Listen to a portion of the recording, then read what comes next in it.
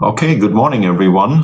Uh, Welcome to Mornings with the Manager. I hope you're doing okay. And I have prepared to talk about three large-scale topics. One, of course, is everything that we know about COVID-19 and the vaccinations. I will try to sum this up from the perspective of the city of Monterey. Then I will talk, of course, what's going on right now with the winter storm that we are tackling here right now, and then last but not least, I'll have hopefully some information that I call around the water cooler city hall. What is coming up in the next couple of days and weeks for our upcoming council meetings. So thank you all of you for joining me today. The COVID-19 front is the first topic, as I said, I want to talk about. Let's start with the state of California. As you can see from the actions that our governor is taking, the state is adjusting their response to COVID-19 on several levels. It came as a surprise to us when we learned Sunday night that on Monday the governor would lift the stay-at-home order. The governor's model and the state's public health model with respect of predicting ICU capacity is a little challenging for an outsider to understand. However, they are projecting that the ICU capacity over the next couple of days and 14 days will increase to a level that they felt it was okay to lift the stay-at-home order. Monday morning, that announcement was made, and with that, as you probably have heard, outdoor dining is permitted again. Hair salons, nail salons can operate again. Outdoor gym classes can continue or can start again. You saw the purple tier in essence is now active again, and almost every county in the state of California is right now in the purple tier. That announcement came on Monday, and like I said, took us a little bit by surprise. We hadn't expected it based on the current data. Having said that, when you look at the Monterey County data with respect to hospitalization, you could tell that the numbers have, to a degree, plateaued off. And also the local numbers at the hospital here at Chomp have also been coming down ever so slightly. So the state announced the lifting of the stay-at-home order. And second, the governor also announced that with respect to the COVID-19 vaccinations, a shift in the distribution systematic, and it will be more age-driven. And they struggle still with the sign-up procedure, and the existing system is not really a system that is working in real time. I shared this with you about 2 weeks ago that we had all some concerns about the sign-up system and providing really real-time data of how many people have been vaccinated and how many doses have been distributed to the various counties, et cetera, et cetera. So the state of California is organizing a new software, and it's called My Turn. It is piloted right now on in the county of San Diego and Los Angeles County, the two large-scale counties, and they are testing it there right now. And it will roll out statewide probably in less or in 2 weeks, something like that. The one website that I feel is interesting to share with you is actually the CDC's, the federal CDC website, where we can see how many doses are actually shipped out to the whole United States of America and how many are actually already administered. And so far, I looked it up this morning, 44 million doses of vaccines have been shipped across the nation. State of California has a received 5.3 million doses, and nationwide 23,500,000 doses have been administered, and in the state of California it's 2.4. So keep in mind, 5.3 million doses have been shipped to California, 2.4 million doses have been administered.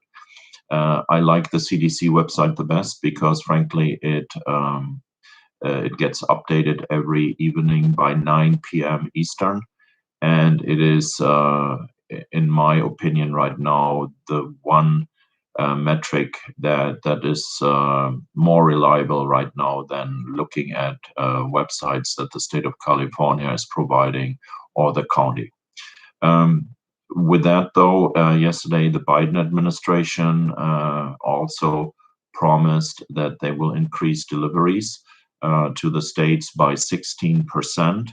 And with that, there will be more doses coming. And I wanted to talk about the local relevant matters surrounding COVID-19 and the vaccines. Now, again, I spoke first about the state, told you also what's happened nationwide, and let's talk about the local things right now that are affecting us. There are various groups that are in communication with each other and Monterey County Health.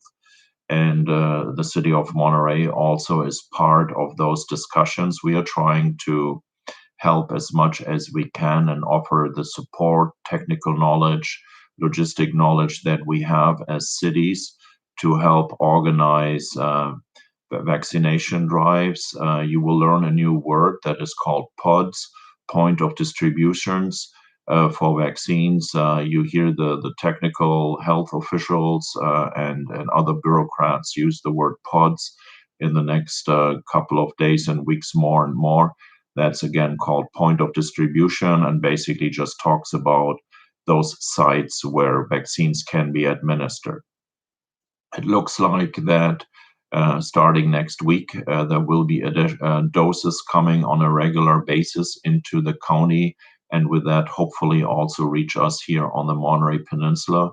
There will be clinics offered, as far as I can see on the website from the Monterey County Health Department. Clinics are scheduled out until February 1st, and they have signups and they are full already. But there is movement with respect of getting clinics organized. Some of those sites, you see all the sites also on the Monterey County website where they are instituting those vaccinations. The vaccination has shifted. The state of California has adjusted their tier system, and right now the tier 1A, in which we still are the tiers for all the healthcare workers and first responders, but they also went into the tier 1B, which are all the individuals older than 75. And the reason for picking that age group first is that the group 65 and older is the group that has the most fatalities, and so it's important to vaccinate those folks first. I spoke about our participation in various work groups. Our expertise that we offer will be to help organize mass vaccination sites. To simplify, what we are proposing is just bring us the vaccines, help us with the vaccination, and we'll organize the rest, starting with organizing a parking organization, because people have to come and park with the right sites, where we have drive-through vaccination clinics, maybe indoor vaccination clinics. We can help, and our friends on the peninsula in our adjoining cities, Carmel and Pacific Grove particularly, will be joining us in helping setting up a system like that. I think our offer was well received by Monterey County Health, and we basically suggested to them not to worry about the details, just worry about getting vaccines, and we take care of the other issues. Now, That sounds all pretty good. Uh, Frankly, we have never organized mass vaccination events, but we have a great idea how to channel traffic. If you know, if we have car week, we are channeling travel throughout the town. We're trying to avoid stop and goes wherever we can. So that expertise will come in handy. And we also have a great pool of employees that are vaccinators, but we also, in the form of our firefighters, but we also have other volunteers that we contemplate of activating and helping us to have sustained events here on the peninsula. So I wanted to assure you that we are there right now, working with the county to help organize that. We also helped organize a meeting with all the mayors of the peninsula, starting with Marina and including Seaside, Delray Oaks, Sand City, Pacific Grove, Carmel, and Monterey. And we suggested that we send a joint letter to the Board of Supervisors of the county for two reasons. Number one is the migrant workers are coming back to the county of Monterey. As you know, early March, usually we have a large inflow of migrant workers that help us in the Salinas Valley with the agricultural industry there. And the migration of those workers usually come from Yuma, Arizona, where there are quite a few numbers of agricultural workers that then come over into the Salinas Valley and support our ag industry there.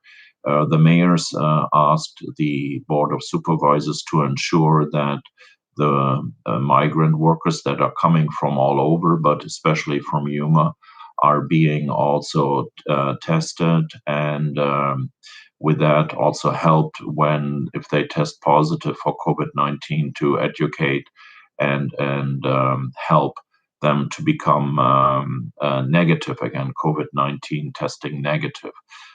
We expressed our help and support for that, and we also expressed our support to ensure that the vaccinations also get rolled out as soon as possible to the farm workers. Keep in mind, our industry here on the Monterey Peninsula is connected with the industry of the ag industry. We are one county, and it is important for us that we become also one healthy county. And with that letter that the mayor sent out, we hopefully make the point clear also to the Board of Supervisors that there is an inflow coming, and please organize that with through your health department, Monterey County Health Department. Organize it in a way that that the COVID numbers continue to flatten out or go down. Let me look up my notes here right now. I spoke about that the local hospitalization rates are looking better. That the curve has definitely flattened, plateaued out. Today at the Montage Health Hospital, CHOMP, they have 35 positive cases inside the hospital. 5 of them are in the ICU. That's a tiny spike over the past 3-4 days. The numbers were down to 31 patients, so today it's +4. But overall, when you take a look at their curves, those curves have plateaued out and are going down. Parallel, though, you have learned that there's a variant of the virus now floating around in the state of California. This variant is called B117. For those of you who are very interested in that, however, that variant is way more infectious than the normal COVID-19 variants, and people speak about up to 70% more uh, uh, infectious than the normal COVID-19 virus. So there are different theories out there.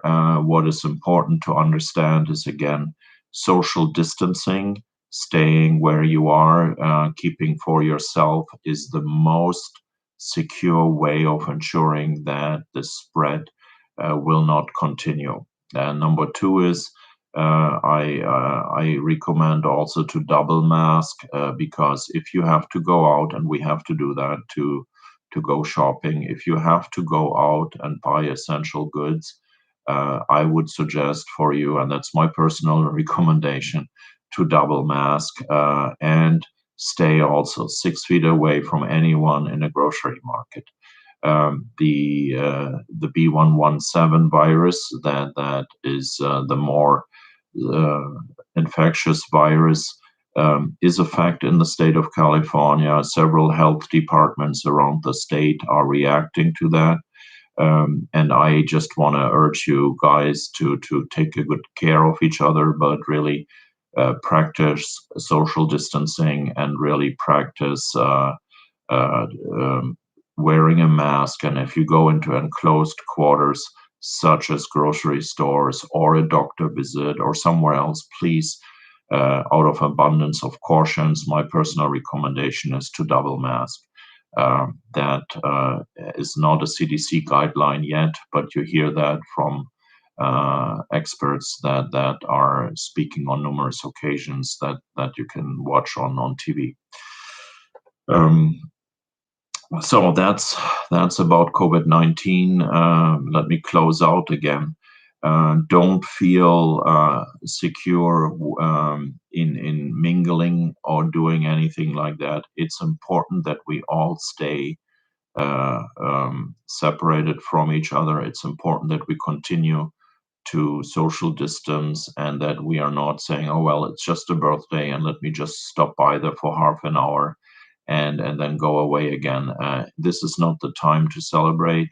We got to get control of that. And please keep in mind that at the end of this chain are really overworked healthcare workers, nurses, and doctors that are really pulling their weight for the past 10, 11 months, and we don't want to add to their workload.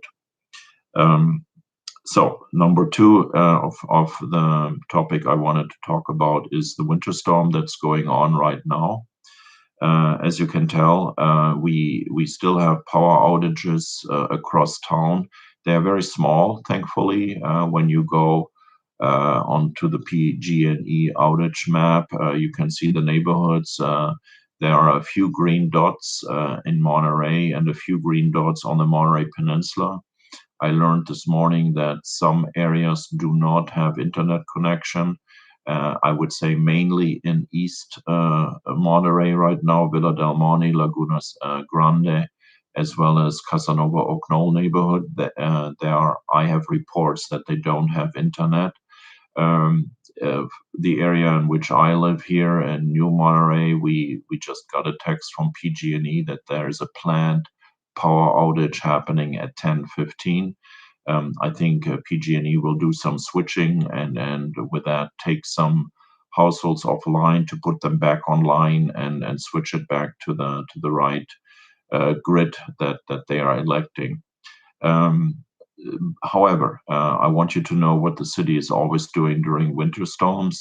In preparation of the winter storms, we are managing the lake levels. That's the Lake El Estero, but also the lake next to the Navy School. And although the Navy School Lake is a Navy School lake, not a city lake, we over the years have established a relationship with the Navy School, and we are then pulling the Navy Lakes system, the boards that are preventing that the lake just runs off, and we are managing actively the lake levels on the Navy School. Lake El Estero, we have a pump system out there that directly pumps underneath the Del Monte Avenue towards the beach. And before the rain started, we lowered both levels of um, both levels of the lakes by about a foot. Laguna Grande Lake is an ester that is being maintained by the city of Seaside. It is connected with an outfall to the bay at the link or to the right of the Tides Hotel, and it's standard practice by the city of Seaside that they are ensuring that their part of the storm drain system is working. So the Laguna Grande Lake is an asset maintained by Seaside, and they have usually their system in place there as well. And if it doesn't look right, either let us know and we will contact Seaside, or we will also check it out and see if there are any reports of flooding. This will continue over the next couple of days because the runoff will continue into the Navy Lake as well as the runoff into Lake El Estero. So from time to time, we will continue to lowering the lake levels. And even if there is no rain, the lakes are filling up then with the runoff from the hill. So we lowered all the lakes. We also went ahead and stationed an additional fire engine out in the county area next to the burn scars. You've heard about the evacuation of certain zones there based on the fire zones that were established during the August fires in the valley. One fire team is out there right now, and they will be 24/7 available for any type of work that they have to do. Right now, they are scheduled to get off duty sometime on Friday. And of course, we will play it by ear as the situation develops. In the night, we had a few trees down. I think 3, 4 areas. Sylvan Road was blocked through a down tree. We have an oak tree down on Casanova Oak Knoll, and also Veterans Drive. We had a tree issue there, and of course our city forester as well as our tree contractors are out there. Either have already cleared the streets or are in the process of clearing the streets. When a tree is down, you need to understand that if power lines are affected by that, we are just securing the area and have to wait for PG&E to show up and ensure that the power is switched off before we can touch any of the branches or the tree trunks there. Having said that, we have a great relationship with PG&E, and usually it takes a couple of hours for us to connect and get the job done. The tunnels, the tunnel is a big storm water management system. It's not just a tunnel, but we also have tunnel pumps in there, because a lot of the water that comes down the hill from Old Monterey is running one way or another through the tunnel there, and our system there is working as well. And of course, the stormwater outlet next to Wharf number 2 is open and running as well. And then we have in the Presidio curve 2 large-scale pipes that are called the Twins. And also those systems are ensuring that no water gets blocking any roads or creates flooding in our neighborhoods. So all in all, the one impact you will see right now is that quite a number of our traffic signals are not working right now. That's related to power outages, and the battery backup systems are probably depleted by now. So we're working that angle as well to get all the signals up and running. Last but not least, be assured, let us know what's happening in your neighborhood. We are happy to take a look. We cannot be everywhere. However, having said that, part of our normal storm response is that you will see right now employees of us driving around in pickup trucks and checking up on catch basins, etc. And that's not just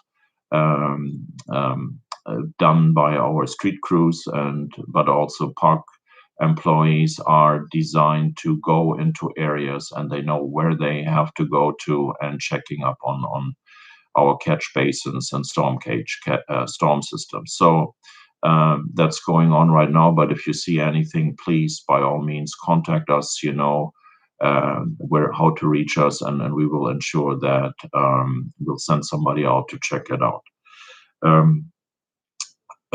Yesterday, also, I'm very happy to share this with you as well. we were asked by the county of Monterey if we can support their PIO function, public information officer function, because they realized that they needed help with respect to public messaging during the winter storm. And our own Eric Palmer, and many of you know him very well, actually took over a great deal of the work and helped the county out to get messaging out on various social media platforms. And I'm very proud of Eric's capabilities and his ability to quickly jump in and work within the county system. Kudos to Eric. So the last items I wanted to talk about is what's around the water cooler at City Hall. Yesterday we held our first cannabis town hall meeting. It was the daytime meeting. It started at 10:30, and we concluded it at about 11:45. It was a very good meeting. We heard a lot of feedback from commercial retailers, but also a few neighbors called in. And I can tell you that yesterday at that meeting, we did not hear any opposition with respect to rolling out commercial cannabis retail. We will hold a second virtual town hall meeting tomorrow evening. It starts at 7 o'clock. And if you go onto the website, haveyourSayMonterey.org, haveyourSayMonterey.org, you will see the way how you can participate and sign up for that. And also, a while back, Esther suggested to think about all those folks who are not virtually connected, and we will send out uh, um, a postcard or a written survey that should hit your mailbox probably Friday or Saturday. We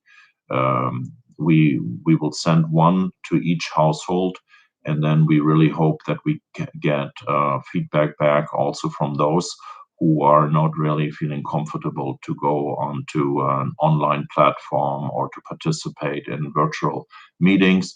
And we will, of course, make everything known to everyone during the study session on the 24th of February. This is what we currently plan to report then back to the council and the public about the various points of information that we have received. Um, the online survey, we have received probably close to 150 online surveys now. So Have Your Say Monterey works pretty well, and I'm pretty sure that those 150 folks that has filled out the form are many of them are new as opinion sharers with the city of Monterey. So I'm very happy about that.